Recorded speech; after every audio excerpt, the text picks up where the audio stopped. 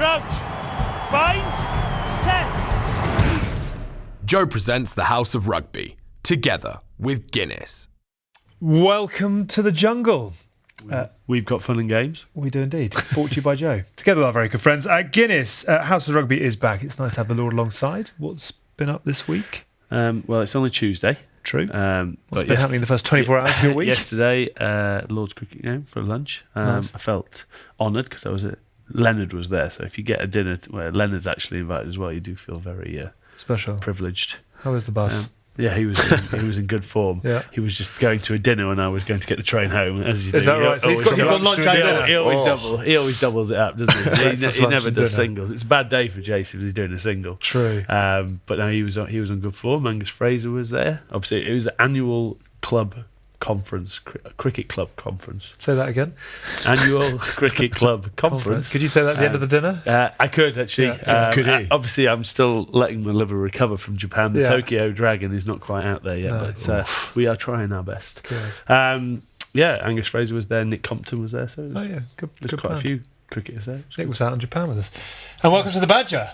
As Thank you you were very much for introduced having me. a moment or two ago, Mr. Tom May. I feel that I did him a disservice there. He goes the cheap man's Richard Gere, which actually, if you look at him now, you go, yes, I can see a little bit of that. I'll take that. How's you? It's the permatan I'm very as good, well as the... I had a serious bout of man flu you were yesterday. grumbling on social media about that. Are I you mean, over it? I thought I was close to death, to be honest. Did you? Ended up watching The Grinch with my daughter. Busy makes Monday. you feel happy. Slightly different Monday afternoon to you. How's you? What's very occurring? good. Very good. Just ducking and diving, wheeling and Serious dealing. businessman. We've had a few of those conversations. Yeah, How's all that going? Yeah, it's good. Really exciting. I guess, I would never have said I'll be doing what I am doing now. If, What are you doing for the nice people? I guess in sort of banking and payments and that sort of space. But given I was banned from numbers when I was at university, it's quite an undertaking. You always called a banker when you played, weren't you? Was it banker? Yeah, something like that. Changed a couple of words with him. Yeah. Well, actually, just one letter. That was quite high up the list of names that I was called. Yeah, at the shed. Very nice to have you alongside. And actually, there is a really fascinating dynamic between the two of you here. Should we get to that now, and then we'll peel back through It's the menu? fascinating for him. Go on. Where does this story start? It must wound him. Yeah. Well, no, when I was coming through, when we were both playing schoolboys, we played schoolboys together, and Tom, if cut a long story short, I didn't really get picked through any of the teams. I just kept hanging around like a bad smell, and Tom was the starting centre along with Simon Bradley or Brady.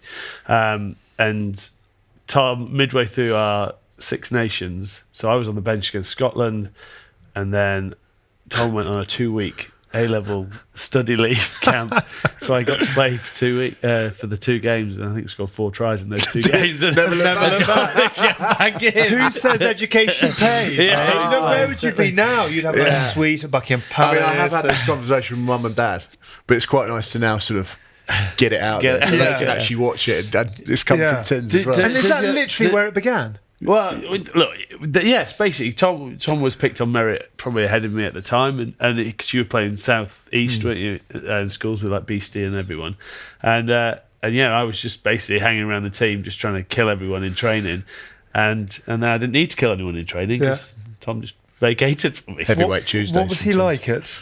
He's 18? probably about that size. Right, you're one of those where you fell in the cauldron.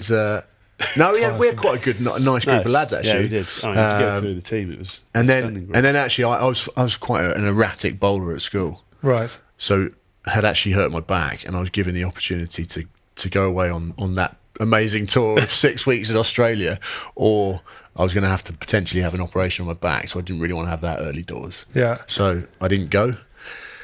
I probably should have. Right. Because these guys just took it on. Was that the one where you went unbeaten? Yeah. Was that 9? We played 10 games, scored 113 tries or something. You're kidding me. Australia. Including Australian schoolboys? We put 40 on them. Who else was in that team? Sheridan.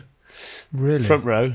Yes. Well, Sherry wasn't in the front row then. He was front row. Was he a second row or an 8? He was an 8. Flatman, Mearsey, a guy called John Dawson. Yeah. Steve Borthwick, Sherry played second row. Right. Then. He was Jeff Oppett was moving him forward. Andy Beattie was at 8. Yeah. Alex Sanderson was there. Tony Rock, who played for Saracens for a bit. England Sevens coach, or was. He was at 7. We had James Grindle at 9. Yeah. James Lofthouse at 10. Johnny Wilkinson at 12. Self at 13. Simon Daniele on one wing. That great Scottish legend. Yeah. Lee Best on the other wing and Bolshevik fullback. Simply Lee. That's a hell of a team, actually. Yeah. And just carved up. Yeah. Played from everywhere? Couldn't help but. Couldn't help but. Why would you not? Literally, Andy Beattie, he was man of the tour, would pick up from a 5-metre scrum and then he'd offload it to Bolsh on the 50-yard line. And he just walked on. It was just a joke. Literally, he was unplayable back 113 tries in 10 games. Yes. I think we put... It's probably a tour to get on. Yeah. How was your back off the back of that? I mean, but back, it's probably the same today, actually. There are sliding doors moments in life. Yeah, I've now missed 2 of them. That's a big revolving door. Yeah. Oh, mate. It was nice to have you in here. We've got It's so nice- much it's to nice to be able to air it. Let's be honest, you've done all right anyway. Yeah. It's not like... No, I'm not too bitter. We've got have a Guinness and let it all go. We've got lots to talk about, obviously, on the show this week. Lots of rugby to talk about. We'll talk about Hask in the jungle. That's gone well this week, as I'm sure you know. Before we do anything else, we have spotted something I think we've all been hoping for quite some time. It's have incredible. a look at this. We have got our first piece of merchandise, House of Rugby merchandise, being waved in the crowd at the Ospreys Sarries game this weekend. It's I'm a Serious Operator t-shirt, bearing the grinning face of James Haskell. It's actually a good picture of Hask because you cannot see half his face. So Yeah. it's not too bad. You just see his prominent teeth. Yeah, very large teeth. Very large teeth. Well, you can't edit out On horse BT teeth. Sport, in their live European coverage this weekend, if that person is you and you're a fan of the show and you fancy dropping producer Si a line, we will sort you out with something special. Some more merchandise. Come and visit the set. Come and watch the show being recorded.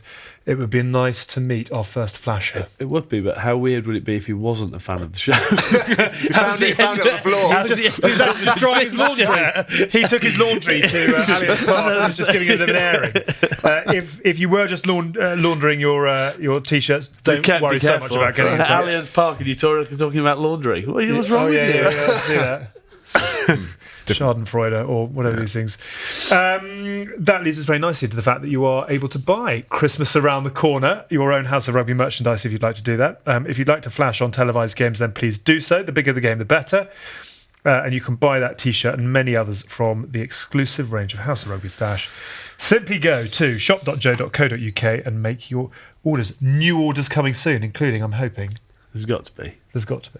You've got 2 due. Yeah. Which would you like first? Where's Zoe's got to go? Where's first? Zoe? And then fuck Bucko off the back of it. Yeah. Actually, fuck Bucko is a good one. It's not easy to wear out in town, though, is it? Well, you say that. It's not necessarily family friendly, but yes, that would have gone down very well. Hoff in the Jungle week 2. Have you watched any of it? Or I've have you got watched better bits of things it, to yeah. discuss? Well, you obviously start out by saying, I'm not going to watch this. And then... Sort of gets to 9 p.m. and there's not a lot else on. And now I'm in.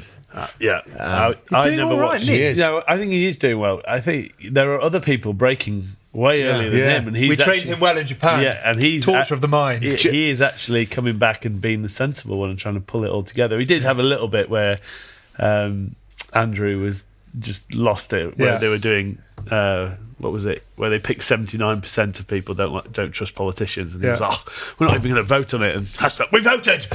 They were behind you. So we saw a bit of the anger, but in the end, he was right. So I quite enjoyed the bit where he was just banging on about nutrition. This is just fuel. Oh, the beans. The beans. But then the 21 bags of beans. 21 bags. Right, that's it. I'm taking over. When it comes down to his calories, we had a real campaign in Japan to try and turn him into Nice James, which was a lot of people used to come up to him and say, "Can I have a photo?" And he sort of scoff and huff and puff. You just see signs of Nice James coming through. Yeah. You can see him biting his lip. So are we taking taking full credit for that? I want 15% my of missus said to me the earnings. other day, he's going to win this, isn't he? He might do. I reckon he's got a good shot. Well, We'd have to have a throne when he comes back, like proper king of the jungle. It's a good start when everyone picks him as the leader. And he wouldn't be a bad leader, to be fair, because he does listen to people, but then he will at some point just put his foot down and say, Unless you're in the bed next to him. Poor poor girl. Yeah. But you went through that in Tokyo. Yeah, no. If only she'd rung you to ask about what happens if I have to sleep any radius to. Well, I know how. Unfortunately, you how can't they say fit. go sleep on the in couch in the other suite room. next door. Yeah, exactly. Book yourself into the penthouse. One or two interesting headlines. Should we save those for when he gets back? We can have a heck of a show. Debrief. Yeah, let's just debrief the headlines. Let's debrief on that. So Tom May, welcome to you. Was it 19-year career? It certainly feels like that now. It certainly looks like it. I was brown haired when I finished sort of. Were you really? Quick skip. Newcastle, Toulon, Northampton, London Welsh, England Sevens, England obviously. I was going to play a game with you to see if you could name all these clubs. But obviously, you would have probably smashed it out of the park. Probably got quite near that actually. Would you have still thrown a London Welsh in there? Yeah, I would have done because on Sky that's pretty much all the rugby we had over the last 18 months. You had some good games then. One or two. High scoring. We used to come down when you were at Kassam and it was 16 people and a lost person trying to get out of the stadium. With the greatest respect. They sort of wandered in by mistake through the bowling. Yeah, exactly. Yes, exactly. Couldn't get out into the car park again. If you were to go back to one of those clubs now, this minute, which one would it be? I'd say Toulon, actually. Really? Yeah, I loved it. Because it topped up the turn, didn't it? Well, yeah. I didn't have to. In terms of memories, but I thought you meant in terms of the rugby that's been played. Well, I just meant in terms of. right, No, I meant you personally of the journey you've been on. No, I think in terms of look, I spent a lot of time in Newcastle and had some great mates up there that I stay in touch with, but I think from such a massive change, I went from the North Sea to the Mediterranean. Electric beaches, electric beaches to real. Electric Avenue. It was one of those places where at times I just had to pinch myself, and I was just like, "This is ridiculous." Yeah. Let's come back to that. Let's start at the beginning. Why rugby? And when did you obviously military medium bowler with a dodgy bat? When did you know that rugby was going to be? So apparently, I used to say to my mum, she used to ask me, as mums do, "What are you going to do when you're older?" I'm going to play rugby. Well, professionalism wasn't around. Had that question. Yeah. So I used to say. What did you say? I used to say the same thing. Which was like, you're never going to earn a bean. You're never going to earn a bean. And then it's time that my 10 grand contract at Bath, I was like, 10 grand. It was like 10 grand. Heavy spender. Yeah. So that was, I guess that was when the opportunity came. I started at Richmond, semi-pro. Were you there with Ashley Levett? Ashley Levett. Were you there with Played Ashley in the centre Levett? with Mel Dean and Tom Whitford. Mel Dean. Do you imagine the nick of the two centres there, you and Mel Dean? Not very, very short. You wouldn't want quite to be aggressive. Wouldn't want to be a winger. Good point. Hey, hang on, he's played fly half, don't they? You know what I mean. That was a bit later on. Once I'd learnt to pass. Once that opportunity came, and then I had the opportunity to go to the North East after having met Mickey Ward during the under-19s. He was the connection. Yeah, so we played against him. It was like a what do they have? Didn't have second team, but it was like a development and then first team. So we played before Richmond played Newcastle at the Athletic Ground. Yeah, and we played in the sort of development game. And then Paul McKinnon, who was their coach at the time, said, "Do you fancy coming up?" My grades weren't. Embarrassingly, because even though I had even you well, that was maybe the reason I went. Right. So my grades at the time weren't good enough to get into university. They were by the end of it. Then I went up to the North East. Never been up there. Had one chat with Wilco, and he was like, "It's brilliant." Yeah. Did you know him anyway from school from 18? On the tour, yeah, of course. Yeah. So what a place. Really? Well, I didn't leave 10 years. Amazing. Where did you live in Newcastle? I lived in Jes when I was born. I knew you were going to say that. Of course, you were going to live with rich pickings. Yeah, my first year I was at uni in halls of residence, which wasn't great if you were trying to sort of. Was that? I mean, that must have been a hell of an experience, though, to be playing, living the dream. Well, yeah, because I mean, the opportunity to play came around quite quickly. Yeah. I think Rob Andrew hurt his shoulder or something, and I got shoved in pretty quickly. Yeah. £500. Rob made one tackle, did he? Yeah. So £500 a week. Let it go. Which was great. Yeah. Every time I played. Which is a student. That was the best. That was the best thing. As a student, I mean, living per week. Particularly on the boat. Had that as well. If you were in the first team, that was like the biggest thing in your first year, wasn't it? The 500 a week if you got in the match day 20. 500 a week. Was it 22? Yeah. Cash in the boot, or was that went through the bank account? No, it was professional. Yeah. And then second year at uni, I got my contract. It's great. Really amazing. You two obviously met. What was the first meeting between the two of you?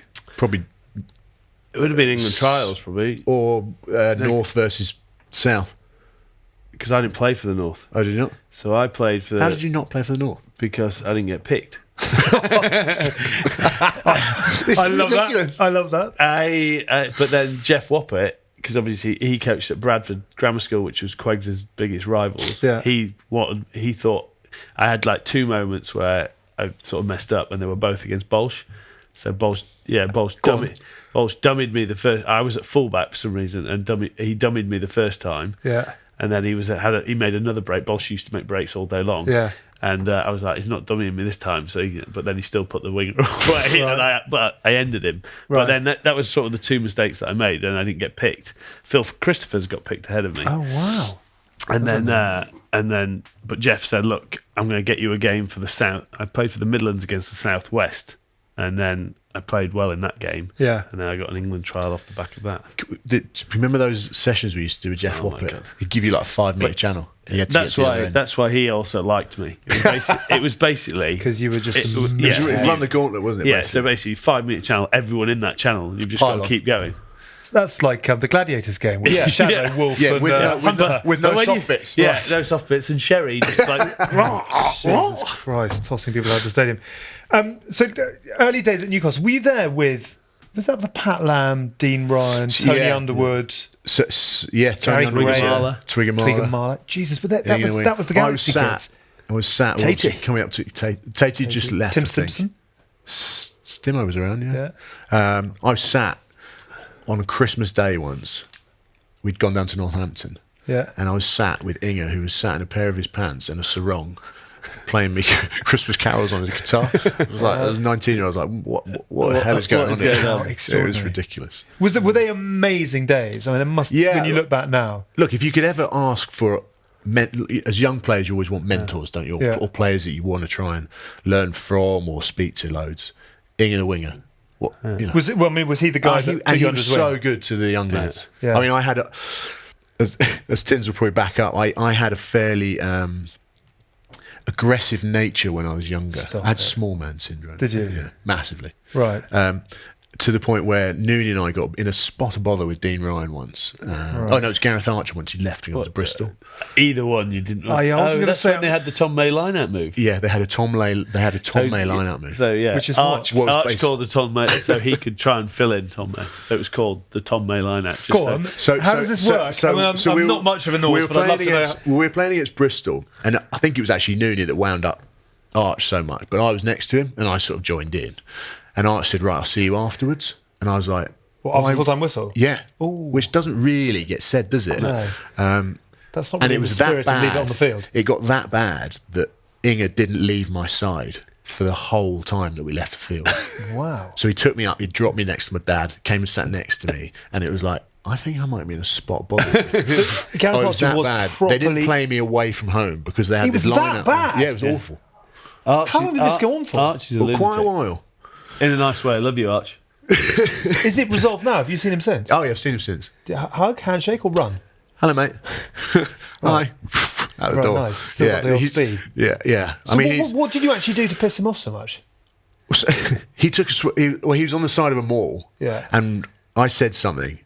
What and did then you say? I can't even remember. And, and then Nooney. Was it good? Was it one where you felt you landed it, or was it one of I was those? king of the average chat. Right. And then Nooney called him fat or something, and Arch didn't like that. So then after that, he sort of looked at me, and then we scored in the corner. Yeah. And I said, and if you hadn't been, dicking around with me here, you could have been over there. And that toppled him over. He was just like, right, you're dead, man. Wow. Those two together, Archer and Ryan.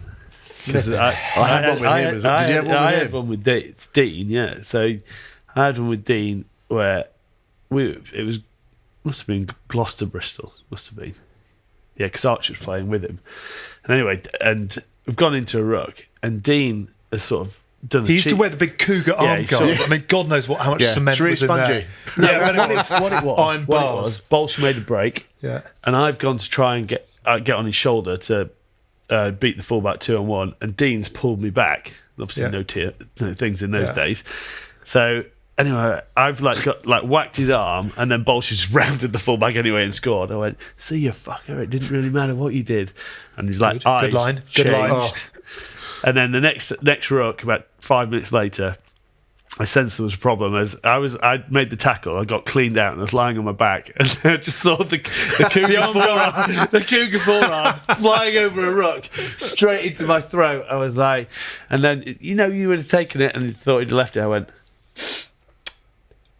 I thought you were a marine boxer. Is that the best? Is that the best you've got? Asking for more. I'd be reversing. And literally, he lost it. He then started just chasing me around the field, and then he punched me in a maul, and the ref saw it, and he got yellow carded.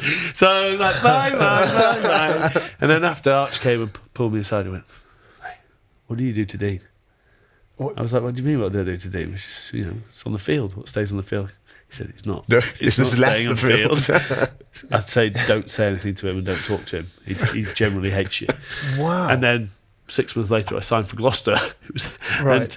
And Nigel left, and Dean Wright was head coach. I was like, this guy hates me. First meeting? First meeting, he just said, I actually respect you more for it. But Really? Yeah. So it was actually, I was literally like that. Got gum shield in. Ready to get your first session. And he was like, There's always those moments when you're a young player, isn't there, that you're going to regret them when you're further down your career. Yeah. I made a line break against Northampton, and as I ran through, I went past Paul Grayson, and still to this day, I do not know why I did it.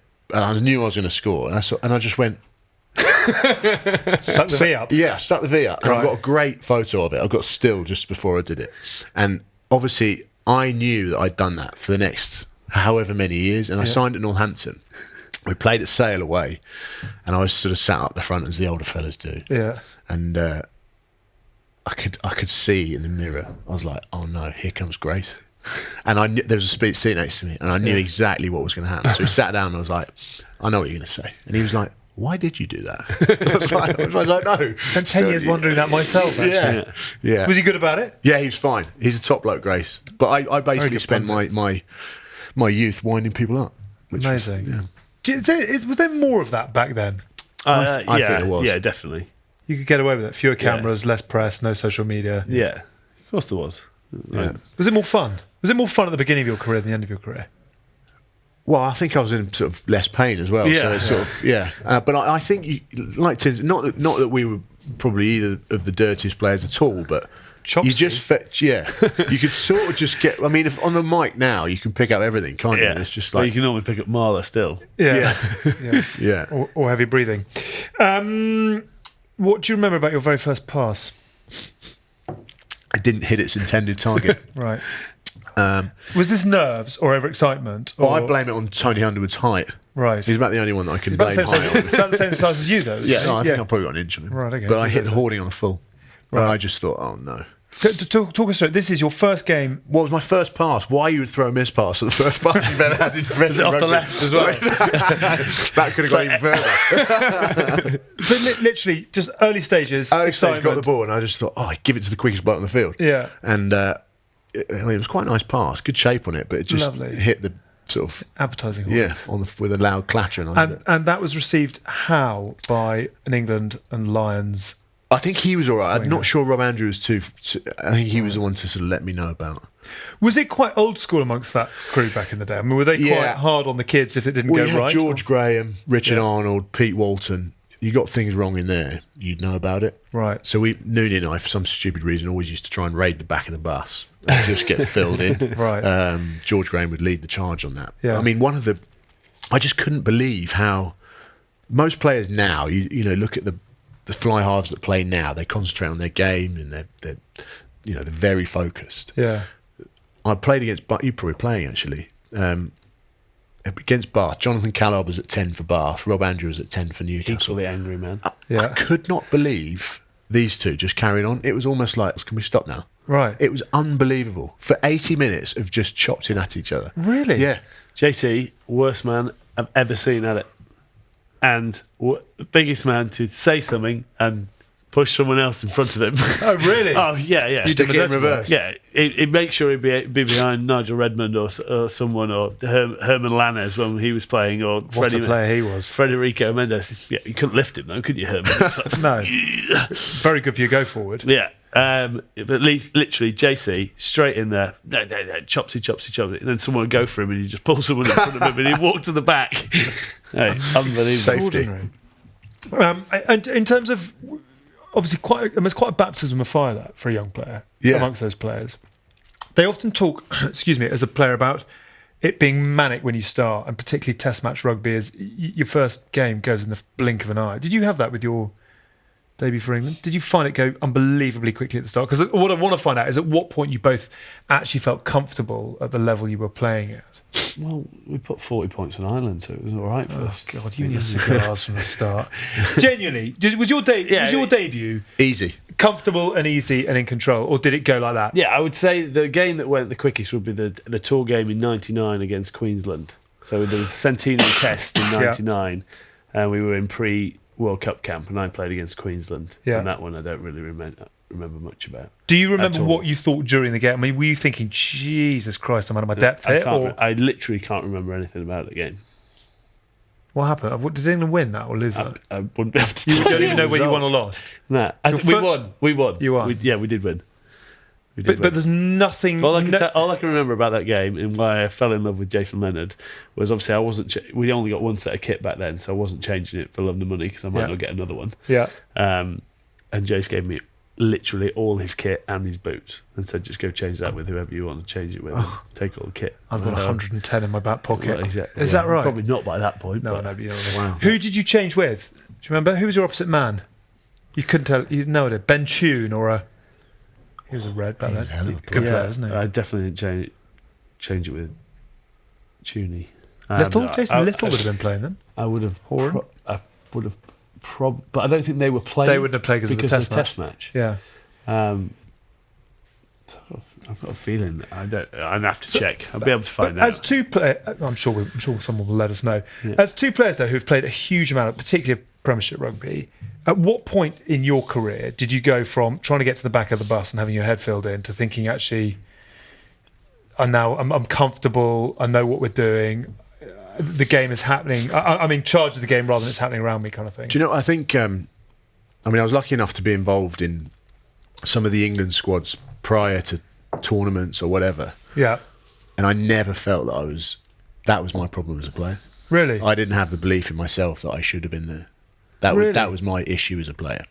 And I sort of felt that all the way through my career, which actually drove me inside to keep pushing, which is, I think, is probably why I lasted so long. Yeah. I never felt like I was too comfortable. Right. There probably came a point at Newcastle where I knew I had to have a change. Yeah. And certainly I didn't feel comfortable when I got to Toulon, and you sort of look around and you're like, right, there's 6 centres that are So who Sonny was there? Sonny Bill? Yeah. Well, the Sonny Bill was there. Sonny Bill was there. Yeah. Johnny at 10. Johnny at 10. Contepomi. Contepomi. No, Giteau's got a great story with Giteau. So he was coming. Yeah. He was my replacement. Is that right?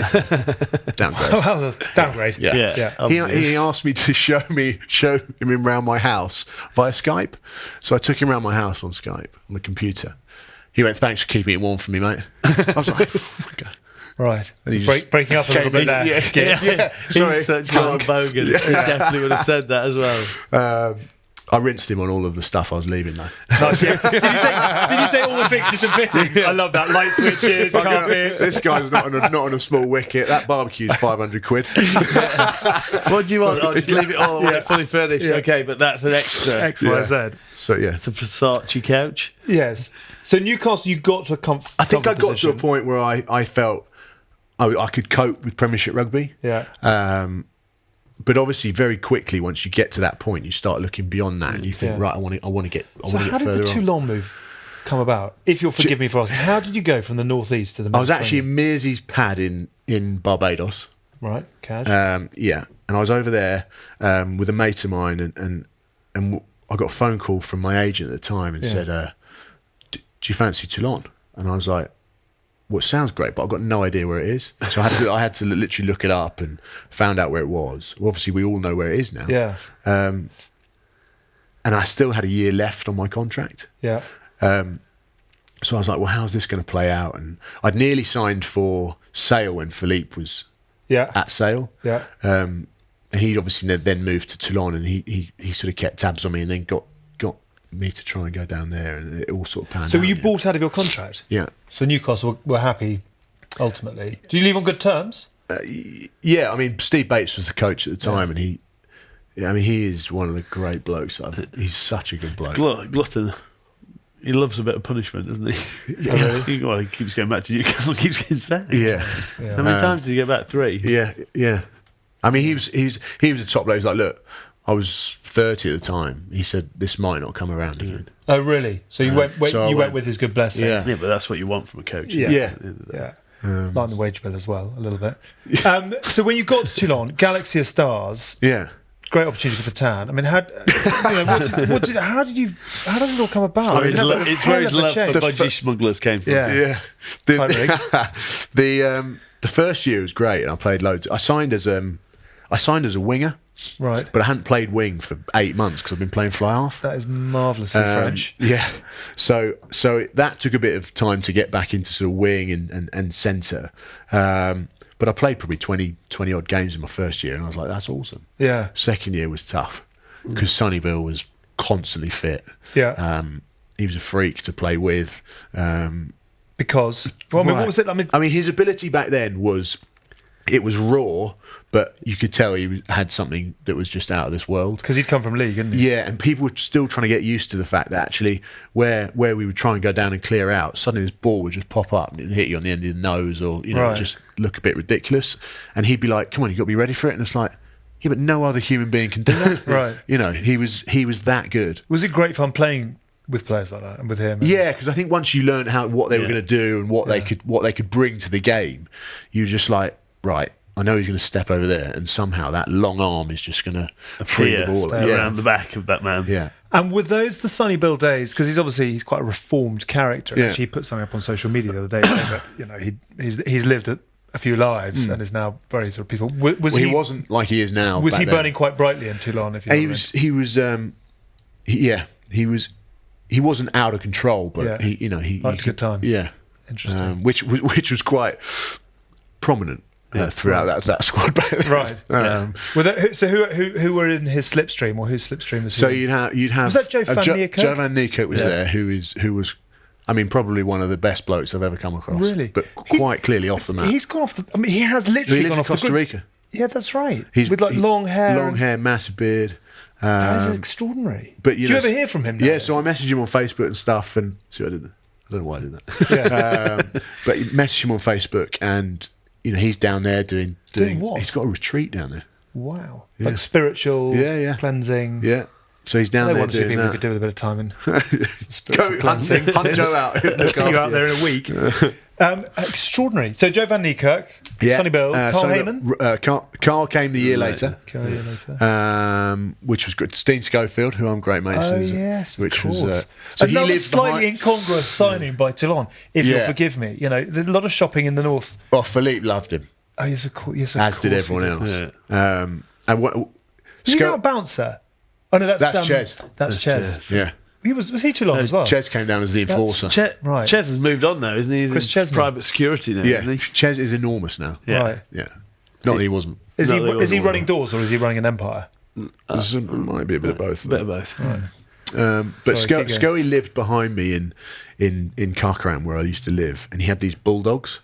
And Scully and I, in terms of the way we used to live our lives, are polar opposite. Right. He came to live with me when we were both at London Welsh, and it was ridiculous. It was almost like opposites attract. Right. You're monastic and dedicated. Yeah, I was just so packing the boring. fags in a And pint. he was, and but this dog would sort of run down, and it would get to my balcony. It would get to, and I'd be literally trying to get this shutter down. I was just like, oh my god, like that means Scully's coming, Right. And he'd just tap on the window with this bottle of vodka.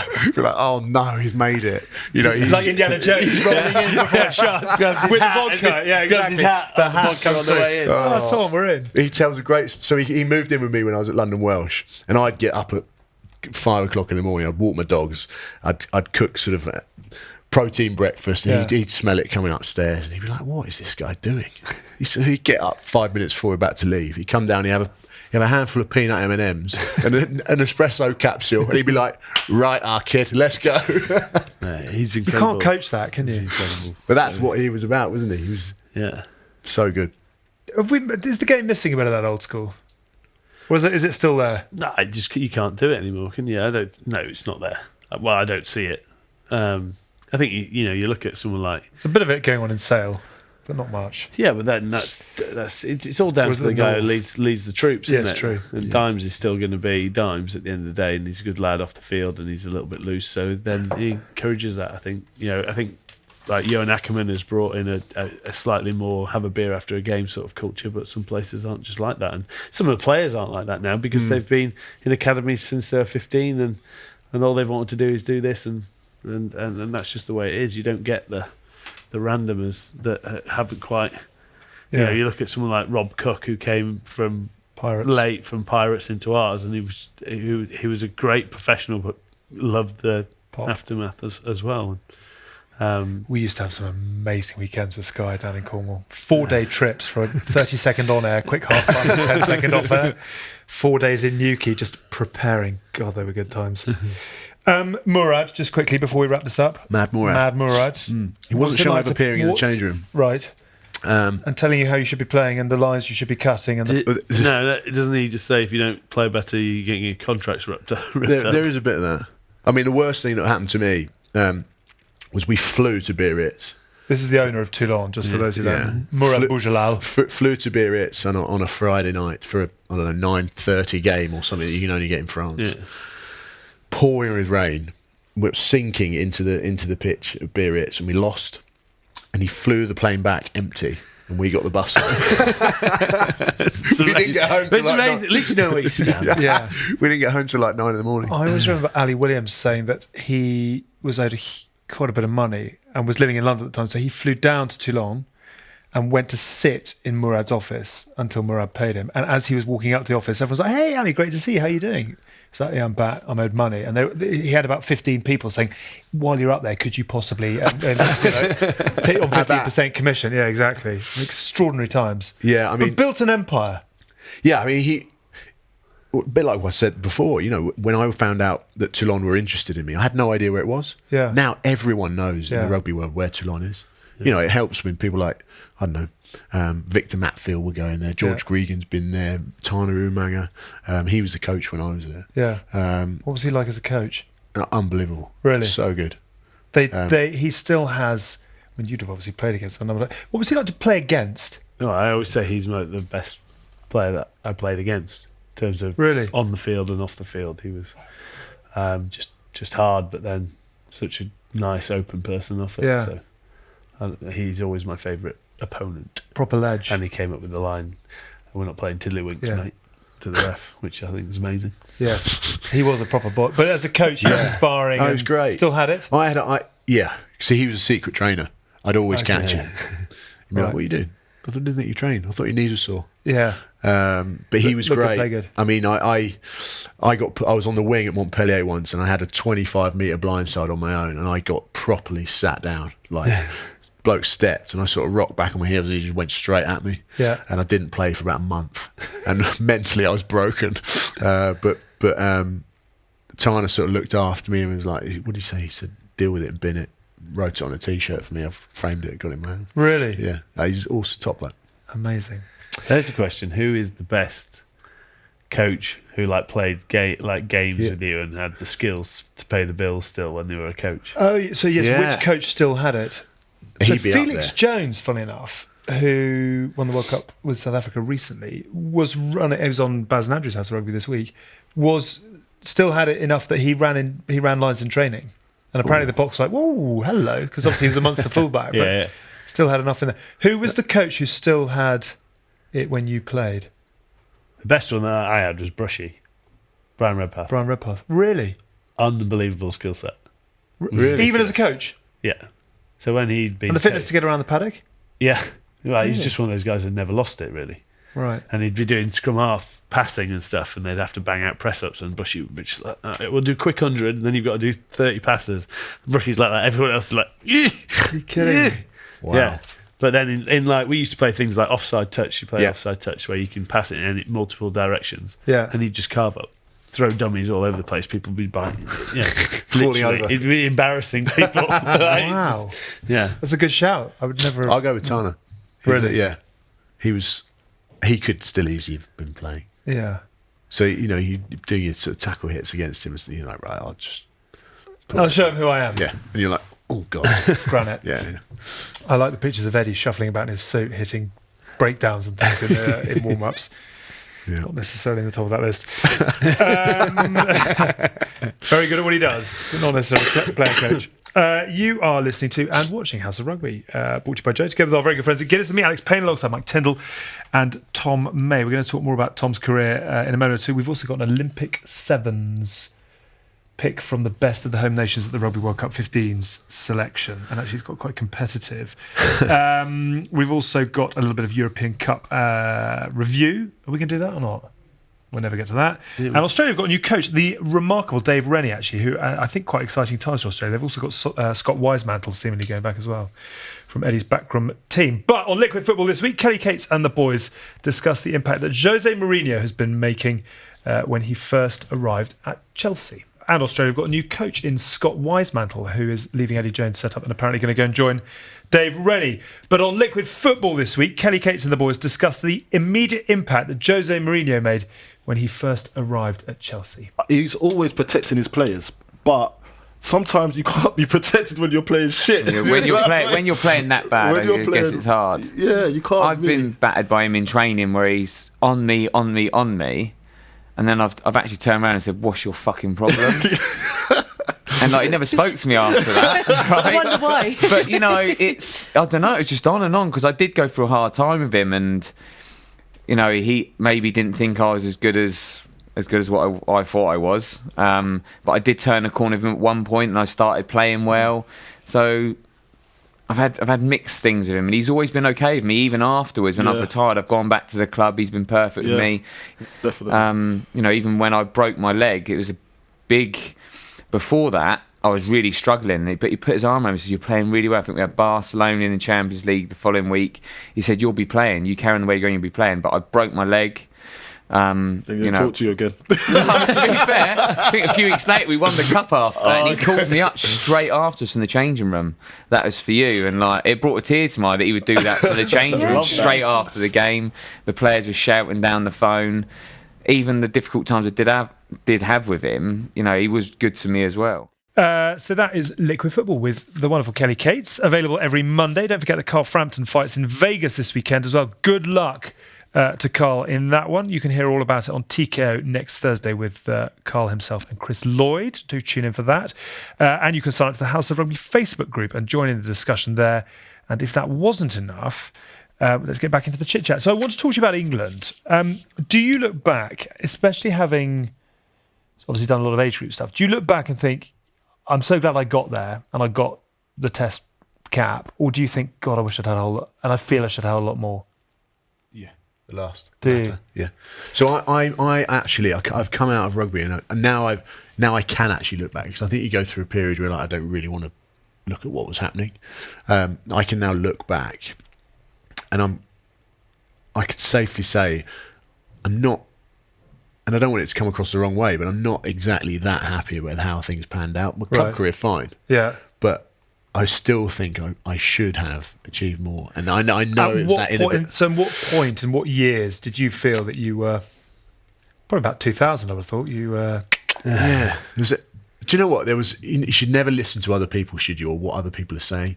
And Andrew Moa, remember him? Yeah. Complete lunatic. Sorry, yeah. Trying to avoid him at all costs. Yeah. He's a lunatic. Go on.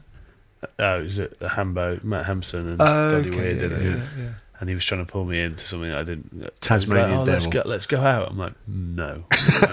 And for you, that is very unusual, as we know. Well, he's the only man who's eating a pint glass. Yeah. What? Yeah. You don't go out with a man who's eating glass. Eats glass.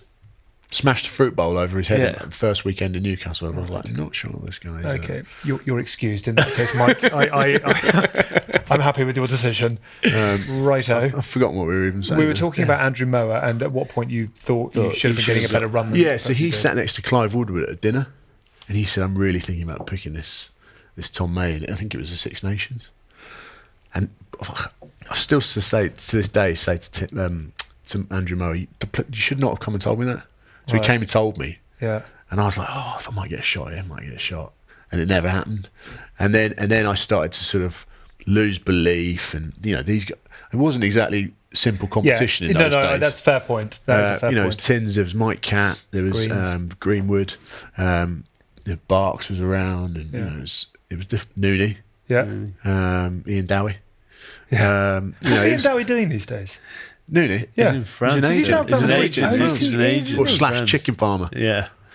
Right. Yeah, Loves his chickens. what was going on at Newcastle at that time?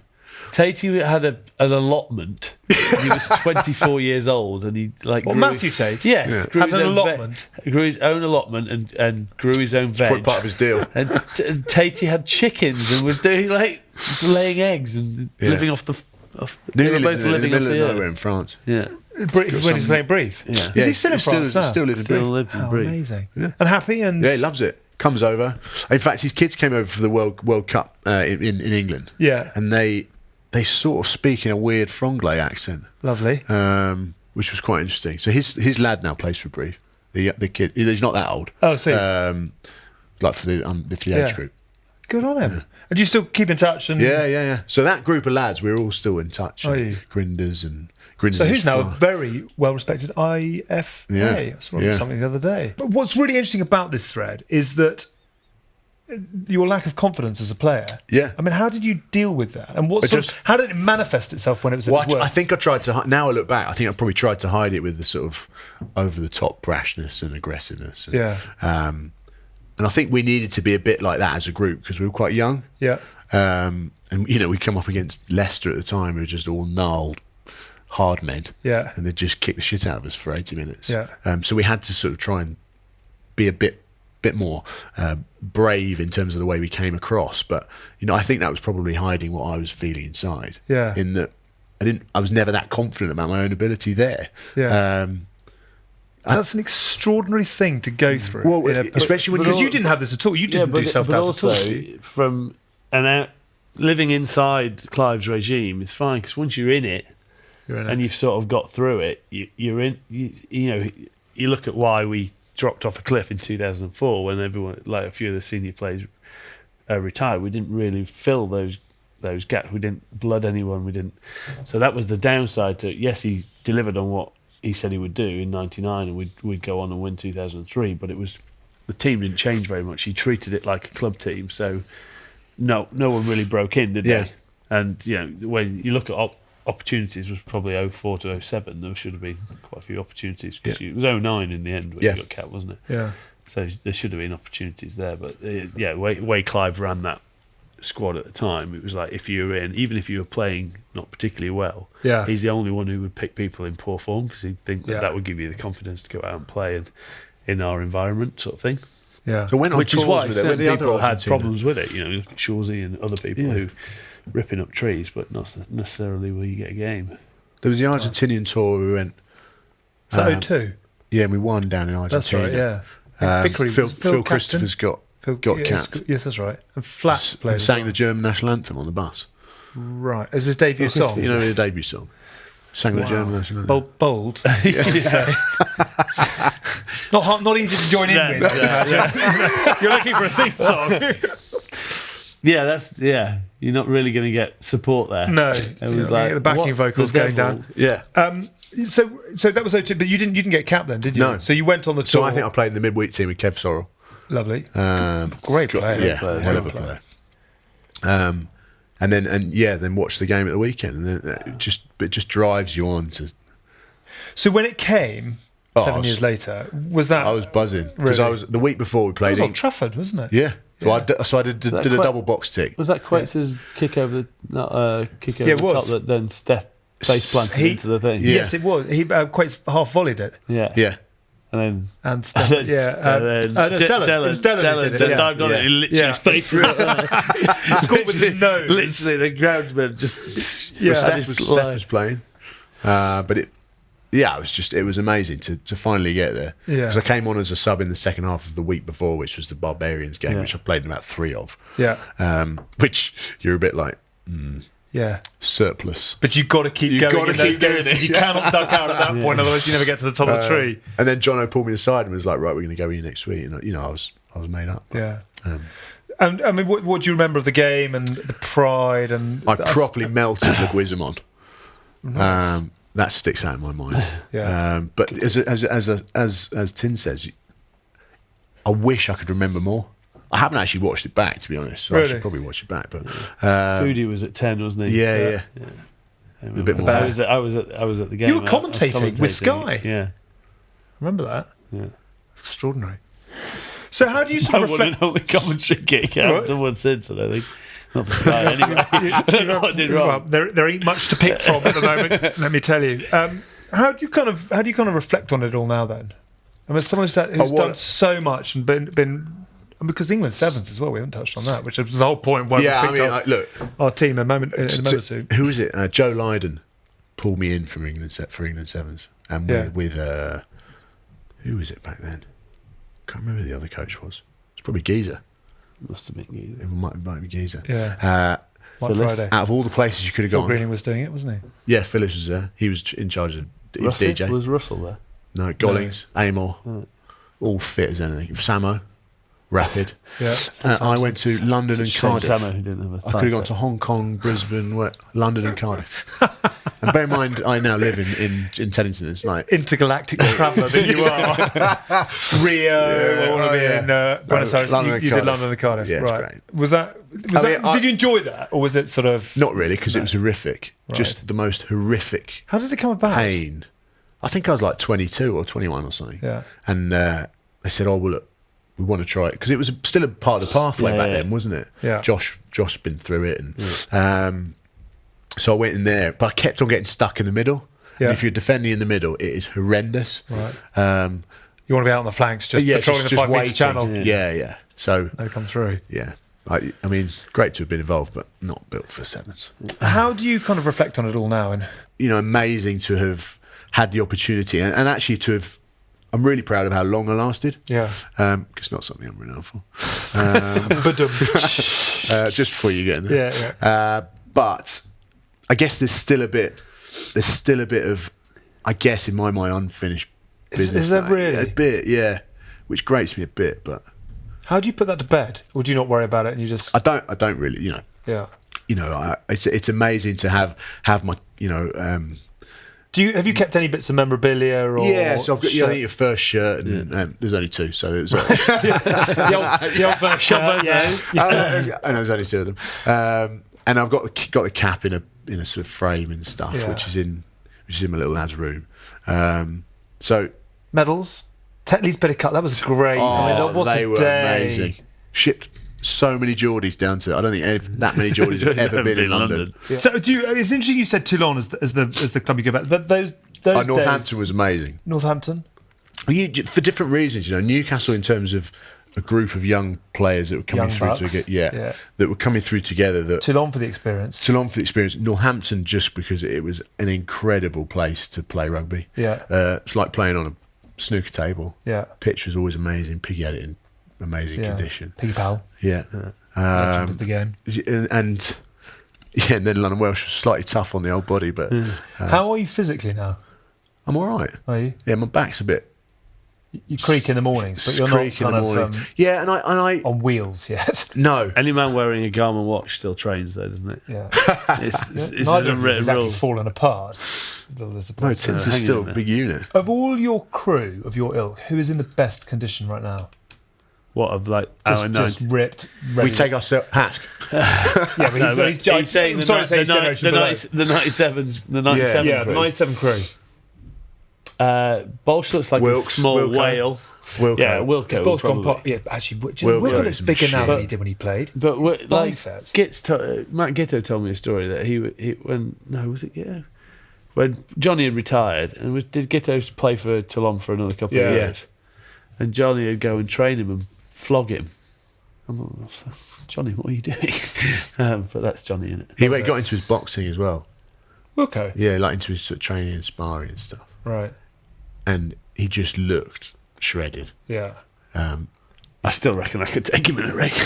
Yeah, I'm not sure. Just need one He inch. wouldn't stop though. Yeah, he wouldn't stop. No, it'd be but- horrible to fight. Yeah, Just keep on getting up. Well, and he'd do. You remember after training, he always did those footwork drills where he was jumping and bouncing from side to side. You'd have to do this. You'd just be, Trying to get to him would You'd be be the trouble. facing this all the time, and you just be stood there going, "Is he going to get tired at some point?" Yeah.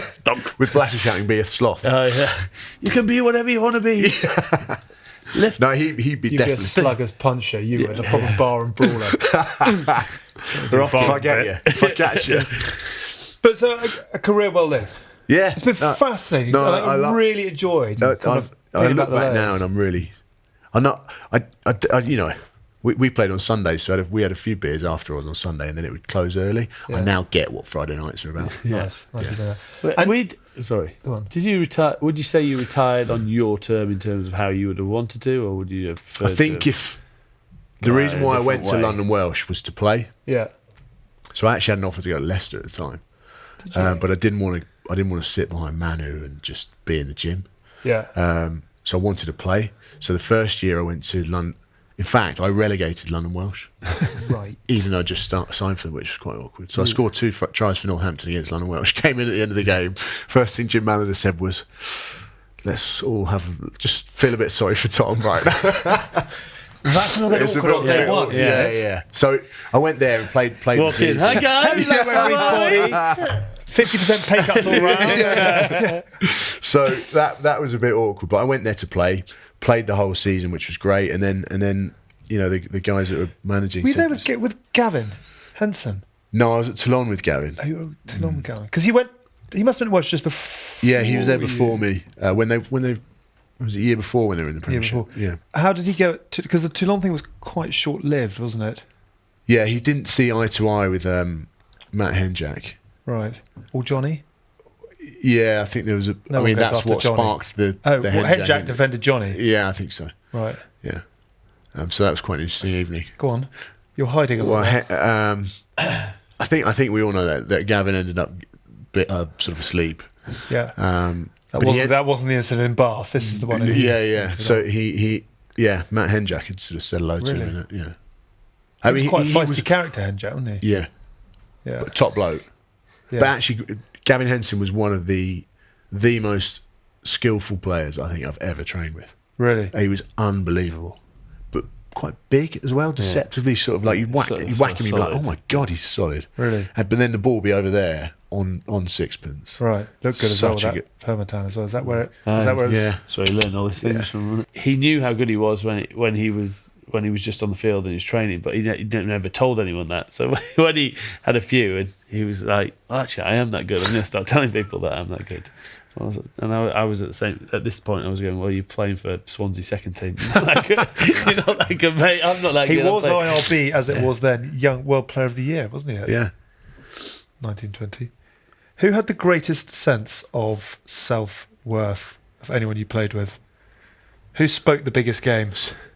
Lee Best might be up there. Yeah, well, Best is always going to be up there, but Anyone not that names himself simply Lee. Wow! Wow! We told you this story about him when his car was in the shop. I've told that story on here, haven't I? Yeah, wasn't Where his M3 was in the shop. Yeah. His convertible silver M3 had to go in and get fixed, and they gave him a Corsa to drive around in. And he pulled up to the traffic lights, and it was a red traffic light. And he looked out the car, and obviously saw it in the shop window. And he comes back and he goes, "Lads, this is not good. I need my car back." I looked in the mirror and noticed people not noticing me. Wow!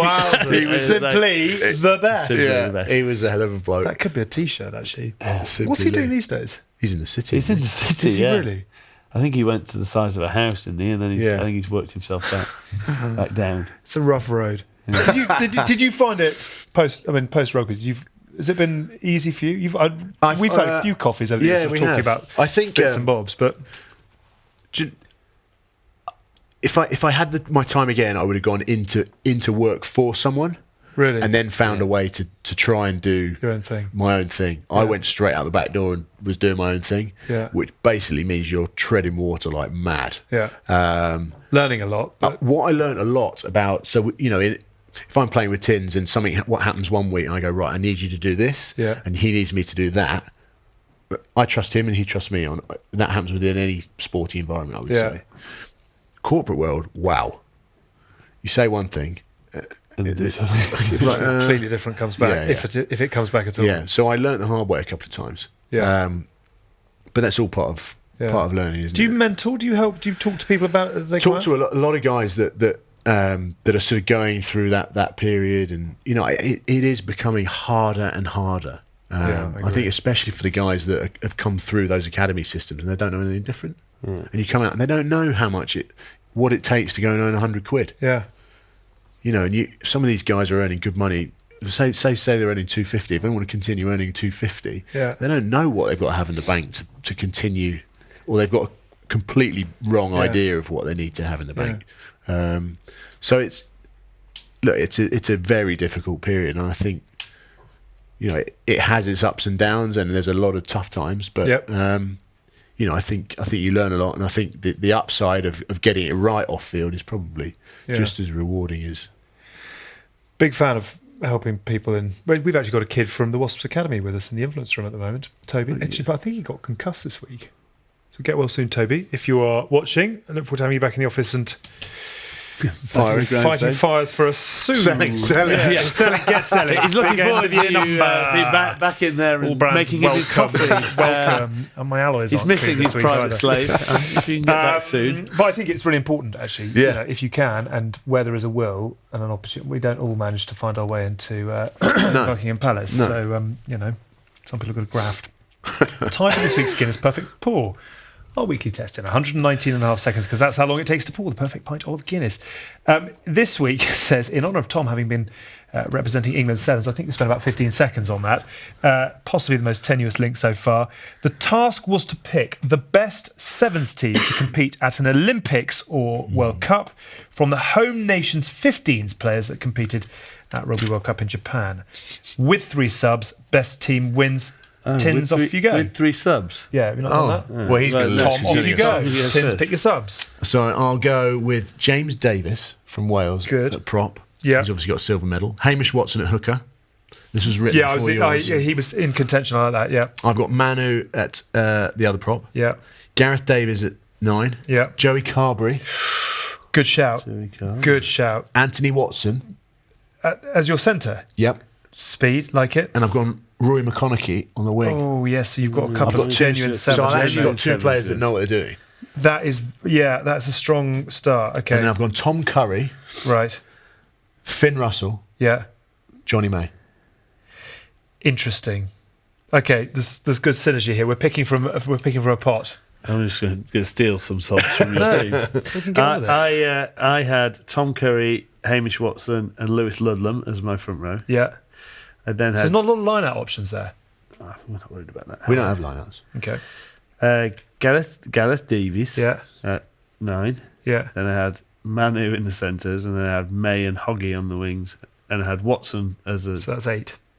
As one on my bench. Oh, okay. Sorry. Yeah. Good. Sorry. And then I haven't got anyone else on the bench right now. So could go through that again? So Tom Curry, Hamish Watson. Yeah. Lewis Ludlam. Yeah. Gareth Davis. Yeah. Manu. Yeah. Johnny May. Hogg. So you've got Manu at 10. Well, no, sorry. We'll flip it. Oh, that's a good point. Well done. I think you might. I wouldn't want to be a centre or winger in that one. I'm going Hoggy at 10, and then Manu can go. Okay, nice. That's nice. Very Okay, nice. I'll give you that. I went Tom Curry, Manu at hooker, and I've gone Joe Thocken as singer as the other prop because I need a line-out option. Gareth at 9, so he gets the clean sweep. Yeah. I've gone Finn Russell at 10, Gary Ringrose in the centre with Anthony Watson on the wing, and then I've got Aaron Wainwright, bolter, speedy, and another line-out option, Jack Noel and Jordan Lama on the bench. I think Tom probably takes it. Just for picking 2. Just for picking but 2 having sevens the smarts to have picked 2 actual people who played sevens very before. sensible. Funny enough, we mentioned Mike Friday earlier. I'd love to have him in, actually, talking sevens, talking rugby in the USA. He's going to come on in January, apparently. So Phil Greening as well, but they're obviously in camp in the US at the moment, getting ready for the Dogs. Dubai. Doing Dubai 10s. Yeah. That is... It's a good trip. You did that for Joining Jack. Yeah. Johnny Jack. Are you doing that again? So yeah, I go next week. Is that with? In fact, Andy Tim's Farrell made an and- appearance a couple of years ago, didn't you? Did you? How was that? He Did was you manning. play, or did you just? No, he manned the corporate tent. Yeah, Looked after all the strong. wives. Yeah. Strong. You were social secretary. My game kicked off about 7 p.m. Finished about 4 a.m. For that day or deeper into the week, like the old times. Is that with Andy Farrell and? Yeah, so he was who else supposed to play, but I think he's got bad shoulder. Right. We've got Kurt Gidley. Yeah, we've got Pat Richards. Yeah. Wigan. Yeah, Mick Cassidy. Wigan. Wigan. There's Yeah. a lot of Wigan. They're There's- all- yeah, they're absolutely, yeah. Andy Johnson. I'm not sure Yeah. whether he's playing or not this year. Scoey. Bloody hell. Who else is there? I feel like I could give this a go when Scoey's playing. Are you going? Yes, exactly. That's where you So a cigars on team the beat us touchline. last year. They just mauled the life out of us. The Right. league lads were like, "What? How'd you stop that?" Yeah. You've got a few Yeah. players in there though, Yeah, it was great. particularly if it gets. It's physical. I bet all you old warlords still trade a bit when you get going. There's So a bit of ego in there. so we Everybody's played a couple writing of years checks. ago. Your ego can't. all the I way am, around. I am definitely not one of those people. There is one person that springs to mind who ruins every game that I've ever played in. That's Rory Jenkins. Oh yeah. Self- What a no, jaw. Bosch. Yeah. We once played. Did you? Bosch Jenkins. Were you in? Yeah. And he in- was just kicking off on people. Yeah. Right. So we did. I did Calm down, Bermuda. Was Dave. it Is that Bermuda? the Did you go to commercial? Bermuda? No, it wasn't. No. Well, we one- did it in Bermuda, and it was semi-final against South Africa, and South Africa don't need it. And he's literally on the bench. And it's like, Bosch, just relax when you come on, and he literally runs on, going, "Let's kick their fucking heads in." Oh God. A couple of years exit ago, stage right. we Yeah. came up against a load of Fijians. Right. So obviously Scoey, myself, and Quates are like, "Oh God, we just don't need this." Yeah. Rugby league lads' response was, "Can't fucking run with no teeth." It was like, right. Jeez. Also, not strictly true. We were a bit Probably like, can run without your teeth. Have they actually been to Did school? you this go, year? excuse me, it's actually you can't run without your legs. Yes, exactly. Tackle I like wouldn't cheek have. to I cheek. wouldn't have offered that as a comeback, but Can't run with no teeth. All right, lads. breed them tough up north, don't they? Yeah, That is it. I've really enjoyed it. that's been great. Thank you very much, Steve, for coming on. What a yarn. Thanks for having me. Good for you to have an old spa. Just think. Just get it out. Just think what it might have been. It's like that Gwyneth Paltrow sliding doors moment. Therapy. That is it for this week. Thank you for watching. Thank you for listening to the House of Rugby. Don't forget to watch and download some of Joe's other programming, including Pioneers with John Amici and Liquid Football with Kelly Cates. Good luck once again to Carl Frampton in Vegas in the early hours of Sunday morning. Fingers crossed for the great man. Thank you to Tins. Thank you to Tom May as well. Good luck this week to the Hask in Australia. Keep voting for the Stay legend. strong. Stay strong with the bollocks and all that kind of malarkey. Nice Hask. From all of us, have a good week. Bye for now. You've been listening to the House of Rugby on Joe, together with Guinness. Drink responsibly. Visit drinkaware.co.uk for the facts.